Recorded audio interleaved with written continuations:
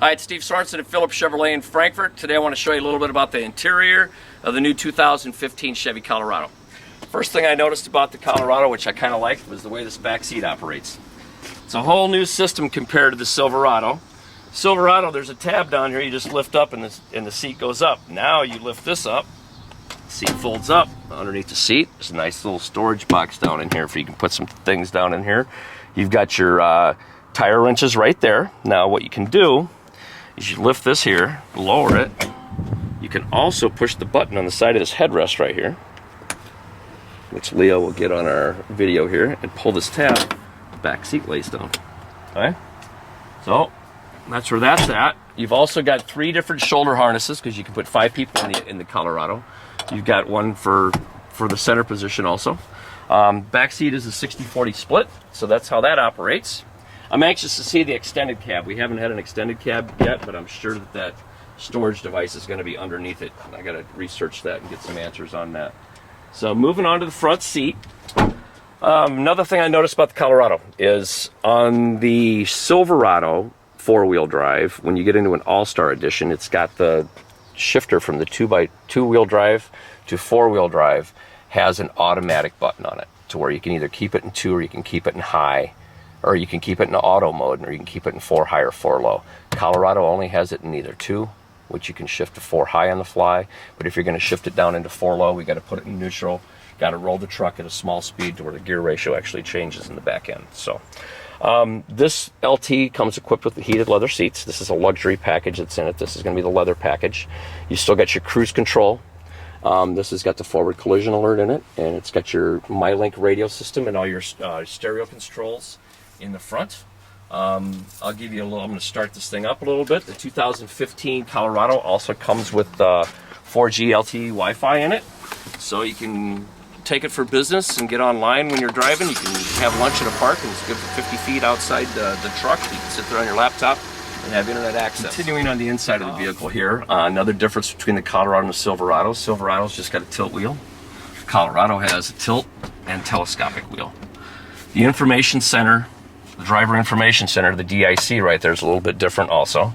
It's got a trip folder, your vehicle folder, and your eco folder. To switch from trip, vehicle, eco, you push this menu button right here. Vehicle, eco. In the trip menu, we'll toggle through it. It's going to give you your timer of how long you've been on the road. If you want to know how long it's going to take somewhere, you can reset by pushing the button on the end of this.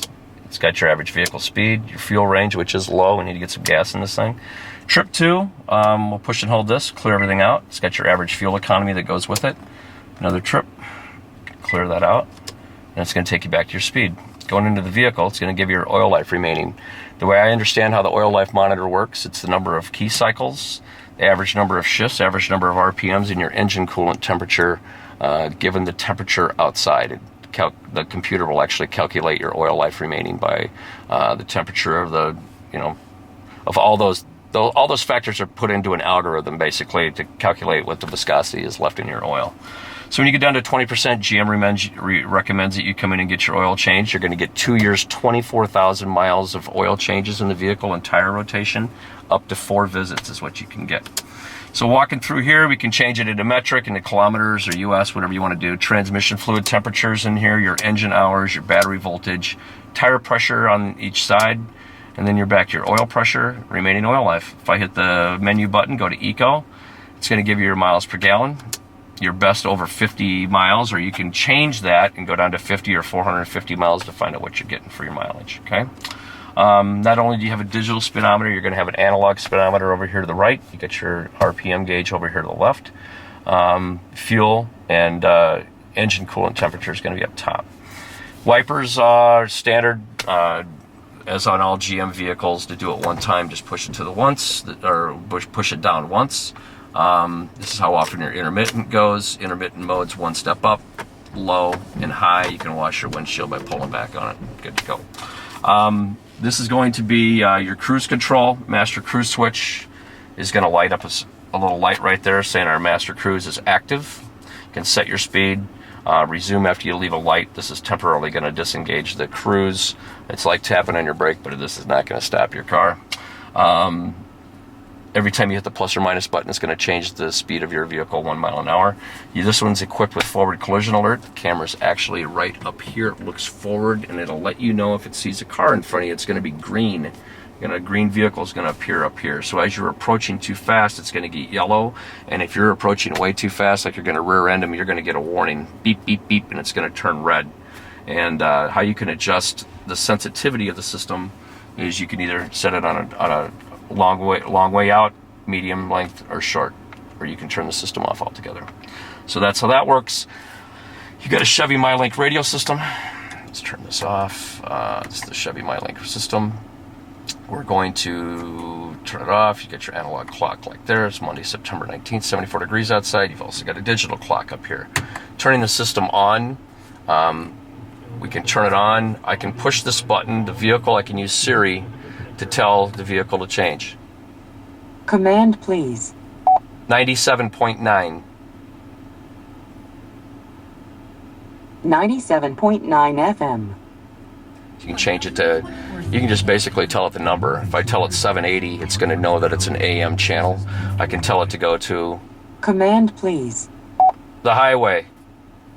Let's see if this works, actually. The highway, XM. It picked it up. You used to have to say tune the highway. So it knows that the highway's an XM station, or you could say tune 16 or 10, and it's going to find 10 on XM radio. So to save these, all I need to do is push this one button, and it does it. Now on the Silverado, this is a new thing I noticed yesterday in the Colorado. You can rename your favorite stations. So if I go back to, let's go back to 780 AM. Can push and do this. Let's go push the radio button, go to XM. That's the loop. So XM stations, it would come up XM 56. But now in the Colorado, it already automatically names them. But what you can do, which is kind of cool with this system, is that we're going to make a change to we're going to manage our let me turn it down a little bit. We're going to manage our favorite buttons. So if I'm going to make a change to the system, what I have to do is I have to go to the settings menu. I should go to home, which is our friend, go to settings, go to radio. I'm going to manage my favorites. Now what I can do is I can highlight this. I can hit rename, my fault, hit rename, hit this back button, and I can hit shift, space, shift, loop. Hit up, hit done, hit home, hit audio. Now I can name my stations. These little two buttons right here means I have 2 pages of favorites available right now, 1 and 2. So I can see they're slided up like that, grab in between the boxes and slide up, or grab between the boxes and slide down, or I can grab it and slide it to the right. It gives me 6 through 10. Now as soon as I fill up 5 and I enter my 6th station, 11 through 15 is going to pop up. As soon as I fill up 10 and enter my 11th, you're going to get 16 through 20. I think you can do 60 stations, if I'm not mistaken, if I remember right. Not only can you save your favorite stations, but what you can do is when you pair a phone to the car, let's pair a phone to the vehicle really quick. Oh, haven't got it with me, so we won't do that. What you can do is after you pair your phone, it's going to ask you for permission to load your contacts. It's like if you got an iPhone, your contacts are going to automatically go into the system. There's going to be a contacts right here. You hit your contact button. No device is paired, but when it's paired, all your contacts are going to be in the background here. So not only can you save radio stations and navigation entries on your favorite buttons, you can take your finger, push, as your contacts are up behind you. You got to make sure your contacts are up on the page. Take your finger, slide it up, and then what you do is you hold it until you hear a beep. It takes a little longer, 2, 3. Unable to do it, but you're going to hear a beep. And after you hear the beep, it's going to select number 4. It's going to bring up your contacts, and you can select mom, whoever you call the most, and it's going to put mom's number right here. So when you're driving down the road, you can hit button right there. It pulls up mom's contacts. I mean, if you got a home number or a cell number or a work number for you can just hit the button that you want to call. So not only can you save radio stations and rename them, personalize them, you can put navigation waypoints in there, and you can also put your phone contacts in there too. So this is dual zone climate control. Or actually, it's not dual zone climate control, excuse me, automatic climate control. You can set the temperature like you have in your house, hit auto. As soon as you manually change where the air is going to come out, it takes it off auto mode, okay? Or if I put it back on auto, or I manually change the fan speed, it takes it off auto mode. So you can basically just put it on the temperature that you keep your house, and it automatically puts the air back and forth where you need it to be. On the LT model and the Z71, you're more than likely going to have remote start. I haven't seen the standard features on all the equipment yet, but you're going to have 5 years, 100,000 miles of the OnStar remote link. You're going to get OnStar for free for 6 months. You're going to have a trial period of your 4G LTE E Wi-Fi in the vehicle. 5 year, 100,000 mile OnStar remote link for your phone, so you can pull up your phone and find out how much gas is in your car, what your oil life remaining is. I believe you can send navigation to your vehicle. You can also make service appointments, create an association like Phillips Chevrolet of Frankfurt, set up appointments for service also. So OnStar 6 months, you've got that OnStar remote link. Be able to start and stop your car, lock your vehicles. You can be in London, your car can be sitting in Tokyo, you'll be able to unlock it and start your car from where you're at. So great little system. Start your car in the wintertime, the heat comes on, your defroster comes on, your rear defrost comes on automatically to climatize your vehicle. This vehicle does have rear defrosters in the back windows. If you do it in the summertime, your AC comes on automatically. Also in the wintertime, your heated seats are going to come on to climatize it, which are right here. You can either set the back, put the back in high, medium, low, or you can hit your the seat and the back high, medium, low. You got them on both sides. This vehicle's got the tow package in it. Let's put this back on auto. This vehicle's got the tow package in it.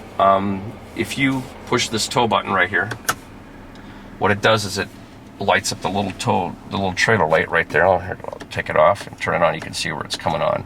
What that does, it's going to tell the vehicle to shift. There's a trailer behind it, and what it does is the vehicle shifts at higher RPMs through its 6 gears to utilize more torque as you're going through the gears and pulling the vehicle.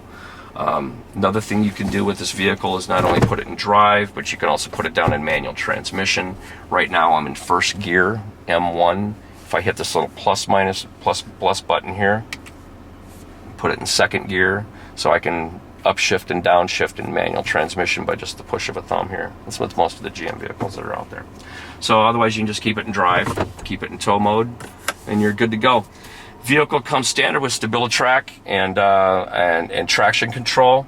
Every time you turn the car off and turn your vehicle back on, your traction control and your StabiliTrak comes on automatically. It defaults to on. If you ever want to take traction control, is when the rear wheels start spinning, break loose like in the wintertime. What happens is the vehicle will actually ping the brakes and control the torque of the tires to stop it from spinning to regain traction. StabiliTrak means that the vehicle's turned to the right and the vehicle's going left. The truck knows that it's going in the wrong direction. It'll actually change the torque of the wheels to get the vehicle back on the track that it's supposed to be going, hence StabiliTrak. If this is a 2-wheel drive vehicle, the only time I'd really take that system off is if I'm stuck in the snow or stuck in the mud. And how you do that is you hit it once quickly to turn the traction control off. No traction control. But if I want it to where my wheels are going to spin freely and try to work my way out of a snowbank, now that my traction control is off, I also reach over here and hold this button down for about 6 seconds. 1, 2, 3, 4, 5, 6.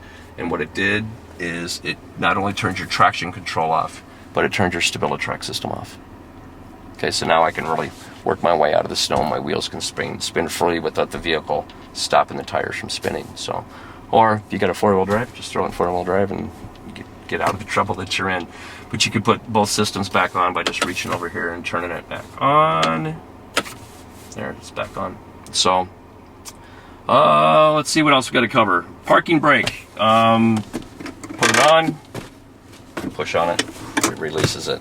So, power windows, child lock right here. So now my cameraman can't get out of the back seat. She's locked in. That's basically the cop lock. But the thing that's nice about this feature is if this vehicle gets in an accident, your passengers in the back are not going to be trapped in. This will automatically turn off if this vehicle has any shock at all to where the vehicle gets in an accident. You can also put that button on right there if your kids keep playing with the windows and you want to stop them from doing that. You can hit that button right there to lock them from, stop them from playing with the windows. You got mirrors, power mirrors on both sides. Another thing I like about the thing in the Colorado that I just noticed is you've got a little blind zone mirror up in the corner of this, which is kind of nice for multi-lane traffic driving. So, OnStar, this is your 911 button with the SOS button. You've got your OnStar telephone system right here. You've got map lights up top. You can turn the lights on in the bed. You also have a sunglass holder up in here. And this vehicle also comes with a Bose stereo system. I think it's a $500 option on the MSRP, right around there if I remember right. So it's stereo cranks. It's a good vehicle. Rides great. It's very quiet. I'd definitely like to own one, but I don't think the wife's going to let me get one. So my name is Steve Sorensen at Phillips Chevrolet. If you have any questions, I've got a lot to learn about the truck. Give me a call. Maybe I'll learn a little bit more and answer some more questions for you. Phone number is 815-469-2323, extension 398. Have a good day.